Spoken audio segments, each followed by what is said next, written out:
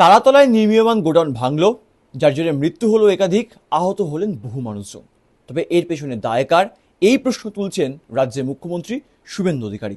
নমস্কার, দেখছেন এই সময় লাইভ, আপনাদের সঙ্গে রয়েছে আমি শুভ্রজিৎ। যে বিল্ডিংটি কার্যত বলা চলে বা যে বিল্ডিংগুলো নিয়ে এত দিন দিন প্রশ্ন উঠেছে, শহরের একাধিক জায়গায় বিভিন্ন বেআইনি নির্মাণ গড়ে উঠেছে, এরকম অভিযোগ গত 15 বছরে কিন্তু নতুন নয়। মুখ্যমন্ত্রী শুভেন্দু অধিকারী সেই প্রশ্নই করলেন, তারাতলার যে গোডাউনটি ভেঙে পড়ল সেই নির্মাণের ক্ষেত্রে কি কোনো রকম গাফিলতি ছিল? যারা দায়িত্বে ছিলেন সেই বিল্ডিং বা গোডাউন তৈরি করার, তারা কি কোনোভাবে আহ, অর্থাৎ গা ছাড়া মনোভাব দেখিয়েছিলেন? সবটাই জানবো। এই মুহূর্তে আমাদের সঙ্গে রয়েছেন কলকাতা মিউনিসিপ্যাল কর্পোরেশনের প্রাক্তন টাউন প্ল্যানার তো অবশ্যই, এবং প্রাক্তন বিল্ডিং কমিটির সদস্য, এবং স্বাধীনতার পর একমাত্র টাউন প্ল্যানার বললেও খুব একটা ভুল হবে না, দীপঙ্কর সিনহা রয়েছেন। দাদা, প্রথমেই আপনাকে স্বাগত এই সময় লাইভে। যে প্রশ্ন উত্তর এখন সবাই জানতে চায়, যে গোডাউনটি ভাঙলো সেই গোডাউনটি বেআইনি আইনি এরকম প্রচুর প্রশ্ন রয়েছে। তবে ঠিকঠাক প্ল্যান কি তৈরি করা হয়েছিল? কি করে সেই বিল্ডিংয়ের বা গোডাউনের প্ল্যান পাস আউট হয়, এবং তারপর কি করে এই নির্মাণ গড়ে উঠছিল? প্রথমেই যেটা বলবো যে খুব দুর্ভাগ্য যে বাড়ি নির্মাণ, সেটা গোডাউন হোক, আবাস মানে মানুষের বাসস্থান, এই সমস্তগুলোই একটা অদ্ভুত বিপজ্জনক একটা জায়গার মধ্যে, একটা গণ্ডগোলের মধ্যে ঢুকে গেছে। নিয়ম, দুর্নীতি, এই সমস্ত বিষয়গুলো বারে বারে চলে আসছে এবং এটার ব্যাপ্তিটা এত বেশি হয়েছে যে মানুষ নিশ্চিন্তে একটা বাড়িতে কাজের জন্য যাবে, নির্মাণের জন্য যাবে, বা বসত বাড়িতে একটা বাড়িতে নিশ্চিন্তে থাকবে যে বাড়িটা মাথার উপরে ছাদটা আমার টিকে থাকবে, এই নিশ্চয়তা এই সমগ্র পরিবেশ দিতে পারছে না এবং তার ফলে প্রাণহানি ঘটছে। কখনো বাড়ি, নির্মীয়মান বাড়ি ভেঙে পড়ছে, কখনো আগুন ধরে যাচ্ছে, তার নির্বাপন ব্যবস্থা নেই, এরকম ব্রিজ ভেঙে পড়ছে, মানে সেই কে নির্মাণ করছে সে সব কিছু মেনে করছে কিনা, এই যে এই সমস্ত বিষয়গুলোই দেখলে হয়তো আপাতভাবে মনে হতে পারে এগুলো আলাদা আলাদা ব্যাপার, কিন্তু বাস্তবে এগুলো কিন্তু একই একটা সামগ্রিক পরিস্থিতি। এই যে নির্মাণ শ্রমিকরা যে মারা গেলেন, তাদের জীবনের সুরক্ষা, তাদের পরিবারের সুরক্ষা, ভেসে যাবে পরিবারগুলো, তো তার কি হবে? এই একটা ভয়ঙ্কর পরিস্থিতি আমরা দেখলাম, খুব দুর্ভাগ্যজনক। এবং আমি সমগ্র যে স্যাংশন, প্ল্যান স্যাংশন হয়, তার আগে তো জমিটা দেওয়া হয়, কেউ কাউকে জমিতে বাড়ি করতে বলে, ইঞ্জিনিয়ার, স্থপতি, প্রত্যেকে এক একটা দায়িত্ব আছে। যে সয়েল টেস্ট করে তার দায়িত্ব আছে, যে প্ল্যান অনুমোদন করে তার দায়িত্ব আছে, বেশ কয়েকটা জিনিস দেখতে হয়, প্রত্যেকটা স্তরেই আছে। সব দায় যে নির্মাণ করছে, যে ওই মিস্ত্রি মজুর যে ইট বইছে বা লোহা বইছে তার নয়, মাঝখানে এতগুলো লোক, কারো দায় নেই। শ্যামাপ্রসাদ মুখার্জি পোর্ট ট্রাস্ট 30 বছরের জন্য লিজে জায়গাটি দিয়েছিল, এবং সেক্ষেত্রে বেহেরা ব্রাদার্স, যাদের নাম উঠে আসছে, তারা এখানে নির্মাণ কাজ চালাচ্ছিলেন এবং তাদেরই গোডাউন মূলত। এবং যে নেক্সাস, যে অর্থাৎ আর্কিটেক্ট যে কোম্পানি, তারা এই দায়িত্ব নিয়েছিলেন এখানে গোডাউন তৈরি করার। এখনো পর্যন্ত তাদের কোনো হদিশ পাওয়া যাচ্ছে না, কারোর কোনো সন্ধান পাওয়া যাচ্ছে না। মানে এই সময় লাইভের তরফে ফোন করা হয়েছিল, তারা ফোন তুলছেন না। এবং এই যে এত মানুষের মৃত্যু মিছিল হলো, সব থেকে যেটা গুরুত্বপূর্ণ বিষয়, যে যখন প্ল্যানটা যখন স্যাংশন হয়েছিল, সেক্ষেত্রে 6,689 স্কোয়ার মিটারের ওপর গোটা জায়গাটি, অর্থাৎ প্ল্যান চক আউট করা হয়েছিল। সেক্ষেত্রে প্রপার সাইডে জায়গা ছেড়ে বা একদম যেটা নিয়ম রয়েছে বা আইন রয়েছে সেই মেনে কি তৈরি করা হচ্ছিল? মানে আপনি এত বছর তো দেখুন, টাউন প্ল্যানার হিসেবে কাজ বলতে গেলে অনেকগুলো ধাপে ধাপে ধাপে আসি।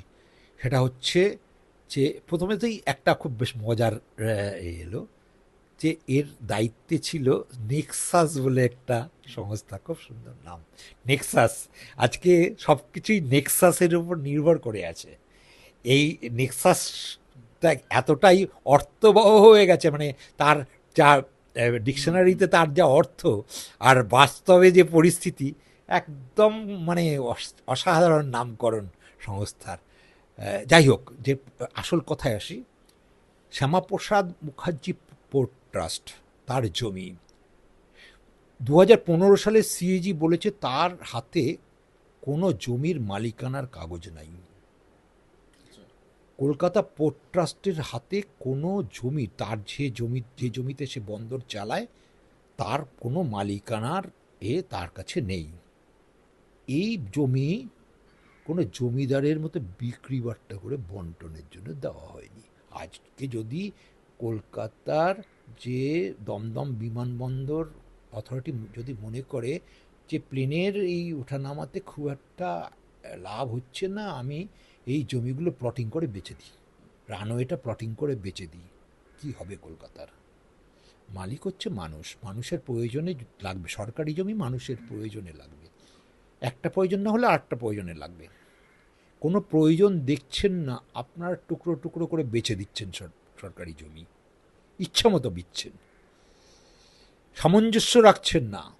সেখানে অগ্নি নির্বাপন ব্যবস্থা, যথেষ্ট রাস্তা পরিসর, পার্কিং, আরও অনেক কিছু, ড্রেন, জল, সব ব্যবস্থা হয়েছে কিনা, বিদ্যুৎ, সব ব্যবস্থা হচ্ছে কিনা, একটা বড় বিপদ হলে তাড়াতাড়ি সেখান থেকে সরে যাওয়া যাবে কিনা, দমকল ঢুকবে কিনা, দেখছেন না। সয়েল টেস্টটা পরে করার জন্যে নয়, ওখানে তিনতলা বাড়িটা দাঁড়াবে কিনা সেটা জাজমেন্ট দিতে হবে। এতগুলো অফিসার যে মাইনে নেয় তাদের প্রত্যেকের এই জিনিসটা দেখার দায়িত্ব। আপনি তো বিল্ডিং প্ল্যানটি দেখেছেন, মানে যে গোডাউনটি তৈরি হচ্ছিল সেটি দেখেছেন, আপনার কোথায় মনে হচ্ছে কোথায় গাফিলতি থাকতে পারে, মানে এই জায়গাটা যদি এরকম চেঞ্জ হতো তাহলে ভালো হতো? আপনার কি মনে হয়েছে? দেখুন, এখানে যে বিল্ডিং প্ল্যানটা হয়েছে সেখানে দেখবেন বাড়িটা, ক্যামেরা একবার দেখান বিল্ডিং প্ল্যানটা যেটা হয়েছে সেটা প্রায় তিনতলা বললেও খুব ধারণাটা পরিষ্কার হবে না, কারণ এটা অ্যাকচুয়ালি প্রায় 60 ফুট উচ্চতা, মানে একটা তলার উচ্চতা প্রায় 20 ফুট যেভাবে অনুমোদিত হয়েছে। এবং এখানে আপনার দেখবেন যে এইখানে এটা একটা বিরাট লম্বা জমি, হ্যাঁ, এই লম্বা জমিটাতে সামনে একটা ছোট বিল্ডিং অনুমোদিত হয়েছে, আর তারপরে একটা লম্বাটে বড় বিল্ডিং, দুটো সিঁড়ি এবং অনেকগুলো কলাম আছে ফাঁকা। এটা গোডাউন এবং এখানে পার্কিং, পেছনে পার্কিং, সামনে পার্কিং ইত্যাদি ইত্যাদি থাকবে। এইটার যে আইন ইত্যাদি, এটা নিয়ে আমি যে আইনে এটা অনুমোদিত হয়েছে যতটা ছাড়ার কথা, সেইখানে একটা প্রশ্ন আছে। কীরকম না, আইন বলছে যে 35%-এর বেশি জমি বাড়িটা দখল করতে পারবে না। এই গোডাউন বা 5000 স্কোয়ার মিটারের থেকে যেহেতু জমির পরিমাণ বেশি, প্রায় 1500 স্কোয়ার মিটার, প্রায় বেশি, মানে 6689 স্কোয়ার মিটার, মানে হ্যাঁ, মানে যে জায়গাটা, তার মানে 5000 স্কোয়ার মিটারের বেশি হচ্ছে জমির পরিমাণ। তাহলে জমির গ্রাউন্ড কভারেজ, মানে ওর উপরে যতটা জমিতে বাড়ি হবে সেটা কখনোই পুরো জমির 35%-এর বেশি হবে না। অথচ আপনি দেখবেন যে 35% মানে হচ্ছে, আমি দেখছিলাম যে এটা প্রায় 25,000 স্কোয়ার ফিট, মানে টোটাল জমিটা যদি 72,000 স্কোয়ার ফিট হয় তাহলে এটা হচ্ছে মানে 25,000 স্কোয়ার ফিটের বেশি বাড়ি করার কথা নয়। আচ্ছা, কিন্তু বাড়িটা স্যাংশন হয়েছে প্রায় 28,000 স্কোয়ার ফিট, মানে গ্রাউন্ড ফ্লোরটা, একটা ফ্লোর 2595 স্কোয়ার মিটার সামান্য বেশি, মানে প্রায় 28,000 স্কোয়ার ফিট। এই যে বিল্ট আপ এরিয়াটার মধ্যে পার্কিং নেই, এটা তো গ্রাউন্ড ফ্লোর প্ল্যান, পার্কিংগুলো সবই বাইরে। তার মানে বাড়ির ভেতরে কোনো অংশ পার্কিং হিসাবে ব্যবহার হচ্ছে না, সামান্য কিছু অংশ সিঁড়ির জন্য ব্যবহার হয়েছে। এর জন্যে অত বেশি এরিয়া যাওয়ার কথা নয়। তার মানে 35%-এর যে সিলিংটা, যে এর বেশি জমি কভার করতে পারবে না, এই আইনটা ভঙ্গ করা হয়েছে। মুখ্যমন্ত্রী স্পষ্ট জানিয়ে দিয়েছেন যে প্রত্যেক যারা অর্থাৎ বিল্ডার রয়েছেন তাদের সঙ্গে কথা বলতে হবে, শহরে যারা যারা বিল্ডার রয়েছেন তাদের সঙ্গে কথা বলতে হবে, এবং এরকম ধরনের যদি কোনো প্ল্যান যেগুলো গত 15 বছরে মানে আইন না মেনে স্যাংশন হয়েছে তাদেরকে কিন্তু ব্ল্যাকলিস্ট করা হবে, সেই সমস্ত বিল্ডার বা আর্কিটেক্টদেরকে। অর্থাৎ কোনোভাবেই তিনি বলেছেন যে দুর্নীতি যেন না হয় এবং তার জন্য যেন মানুষের প্রাণ না যায়। যেই ঘটনাটা আমরা দেখলাম যে এত মানুষের প্রাণ চলে গেল, যেটা মূল প্রশ্ন এখানে উঠে দাঁড়াচ্ছে যে তিনি বলছেন যে G+5 অর্থাৎ হাই রাইজের ক্ষেত্রে কিন্তু যে পারমিশন তা কিন্তু এখন বন্ধ থাকছে, যদিও রেসিডেন্সিয়াল বা বিভিন্ন কমপ্লেক্সের ক্ষেত্রে কিন্তু সেটা এখন প্রযোজ্য হচ্ছে না।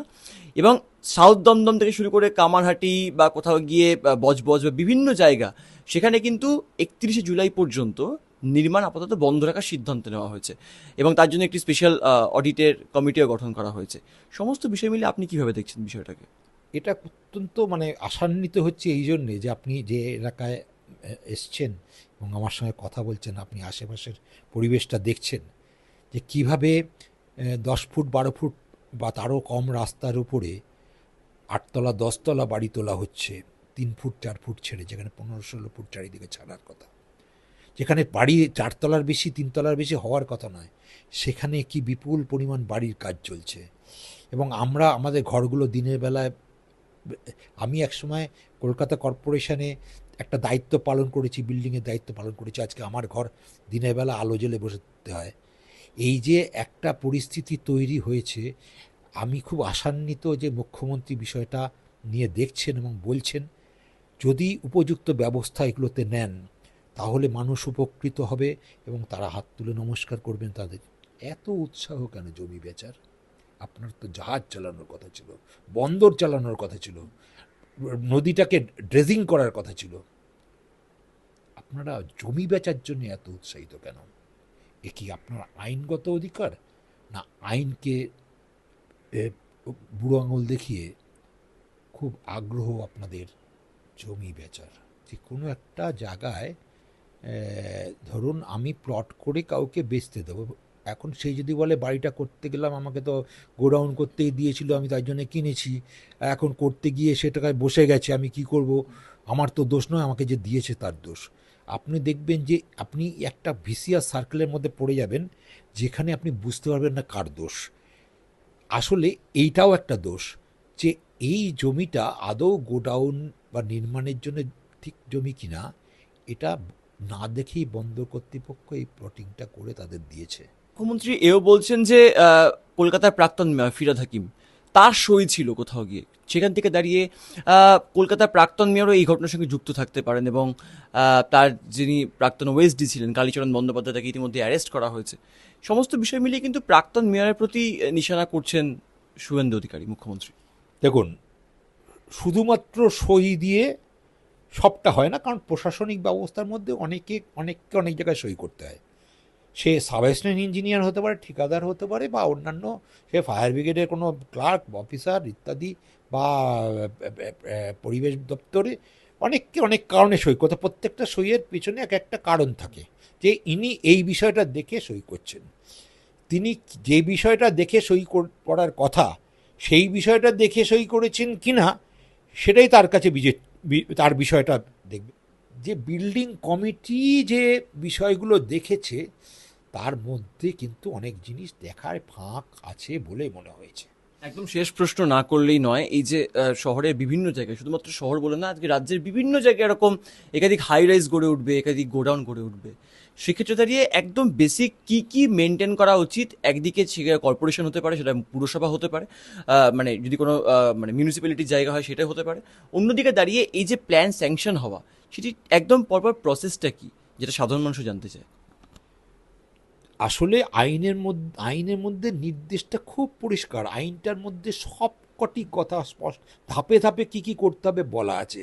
নির্দিষ্টভাবে আইনটা মানা, এবং আইনটা মানা কঠিন নয়, কারণ আসলে মানুষের বাসস্থান, মানুষকে আশ্রয় দিতে হবে, ছাদ দিতে হবে, তার কাজের, শিক্ষার বা বাসস্থানের ছাদ দিতে হবে, এইটাই তো বাড়ি। তার নির্মাণ কার্য কিভাবে হবে, তার সেটা কিভাবে মেনটেইনড হবে, সমস্ত বিষয়টা রুলসের মধ্যে খুব সুন্দরভাবে ধাপে ধাপে বলা আছে। পরিবেশের নিয়ম আছে, প্রত্যেকটা জিনিস স্পষ্ট করা আছে, কিচ্ছু অস্পষ্ট নেই, সেইটা মানতে হবে। আর সবথেকে বেশি গুরুত্ব দিতে হবে মানুষের সুরক্ষা আর পরিবেশ। তার প্রতি আমরা প্রত্যেকে দায়বদ্ধ। আমি যা করছি, আমি 10টা মানুষের প্রাণ নেওয়ার অধিকার আমার নেই। এই দৃষ্টিভঙ্গি যদি থাকে যে আমার একটা দায় আছে, প্রশাসনে আমার দায় আছে, আমি নির্মাণ কাজের সাথে যুক্ত থাকলে দায় আছে, আমি অন্য কোনো কাজ করলে দায় আছে, তা না হলে কিন্তু এই বোধ যদি না থাকে, তাহলে ভয়ঙ্কর আজকে এই নিরীহ যে শ্রমিকরা মারা গেছে শুধুমাত্র পেটের জ্বালায় কাজ করতে গিয়ে, আমি অত্যন্ত ব্যথিত যে এদের ভবিষ্যৎ, এদের পরিবারগুলোর ভবিষ্যৎ কী হবে। অর্থাৎ আমরা কথা বলছিলাম কলকাতা মিউনিসিপ্যাল কর্পোরেশনের প্রাক্তন টাউন প্ল্যানার তথা বিল্ডিং কমিটির প্রাক্তন সদস্য। দীর্ঘদিন তিনি তার হাত দিয়ে প্রচুর বিল্ডিংয়ের স্যাংশন তা কিন্তু হয়েছে, এবং স্বাধীনতার পর যদি একদম একনিষ্ঠ টাউন প্ল্যানার বলতেই হয় তাহলে কিন্তু অবশ্যই দীপঙ্কর সিনহার নাম উঠে আসে। তিনি যে বিষয়টি বললেন যে এই যে তারাতলার যে গোডাউনটি তৈরি করা হচ্ছিল, অর্থাৎ নির্মীয়মান গোডাউন, তার জন্য কি সঠিক জায়গা চারিদিকে ছাড়া হয়েছিল? যিনি প্ল্যান স্যাংশন করেছিলেন, অর্থাৎ 2011 থেকে 2026 পর্যন্ত রাজ্যে বিভিন্ন জায়গায় বেআইনি নির্মাণ হয়েছে, এরকম অভিযোগ বারংবার বিজেপি তুলেছে, সিপিএম তুলেছে, কংগ্রেস তুলেছে। তবে তিনিও যে অভিযোগ তুললেন যে কোথাও গিয়ে 35% জায়গা ছাড়ার যে অর্থাৎ অর্থাৎ যে নির্দেশ বা কোথাও গিয়ে যে নিয়মটি রয়েছে সেটি কিন্তু লঙ্ঘন করা হয়, অর্থাৎ লঙ্ঘন করা হয়েছে, সেটি কিন্তু মানা হয়নি। অন্যদিকে দাঁড়িয়ে তিনি এই বিষয়টিও বললেন যে বিভিন্ন বিল্ডিং তৈরি করার ক্ষেত্রে যে রুলস রয়েছে, কেএমসির যে রুলস রয়েছে, সেগুলো কিন্তু মানা হয়নি। সেইগুলো যদি মানা হতো তাহলে এত শ্রমিকের প্রাণ যেত না। মুখ্যমন্ত্রী শুভেন্দু অধিকারী তিনি নির্দেশ দিয়েছেন যে তদন্ত হবে, অডিট করা হবে প্রত্যেকটি বিল্ডিংয়ের জন্য। ইতিমধ্যে কমিটি গঠন করা হয়েছে। এখন দেখার বিষয় এই যে গোডাউনটি ভেঙে পড়লো, এর দায় সত্যি বলতে গেলে কার উপর গিয়ে চাপে? কারণ শুধুমাত্র একজন এখানে যুক্ত নেই, এটি কিন্তু অনেকের জন্যই হয়েছে, এমনটাই কিন্তু বারবার মুখ্যমন্ত্রী বলেছেন। এবং যারা যুক্ত রয়েছেন, প্রশাসন কিন্তু তাদের বিরুদ্ধে কড়া পদক্ষেপ করবে, এই বিষয়টা স্পষ্ট করেছেন। এবং শহরে, শুধুমাত্র শহর বলে নয়, আজকে বারুইপুর থেকে শুরু করে সোনারপুর, সাউথ দমদম থেকে শুরু করে কামারহাটি, বরানগরে বিভিন্ন জায়গাতে কিন্তু যে সমস্ত নির্মাণ কাজ চলছে সেগুলো, অর্থাৎ হাই রাইজ বিল্ডিং, সেগুলো কিন্তু কাজ আপাতত বন্ধ রাখার সিদ্ধান্ত নেওয়া হয়েছে। মূলত রেসিডেন্সিয়াল যদি কমপ্লেক্স হয় সেক্ষেত্রে কিন্তু ছাড় রয়েছে, এবং এছাড়া অর্থাৎ যদি জরুরি পরিষেবা ভিত্তিক কোনো রকম কাজ না হয় সেক্ষেত্রে কিন্তু আপাতত কাজ বন্ধ রাখার সিদ্ধান্ত নেওয়া হয়েছে 31শে জুলাই পর্যন্ত। তারাতলার এই গোডাউন কার দোষে ভাঙলো, এর উত্তর কিন্তু আমরাও খুঁজছি। ক্যামেরায় মৈনাক বাগচির সঙ্গে শুভ্রজিৎ চক্রবর্তী, এই সময় লাইভ, দমদম।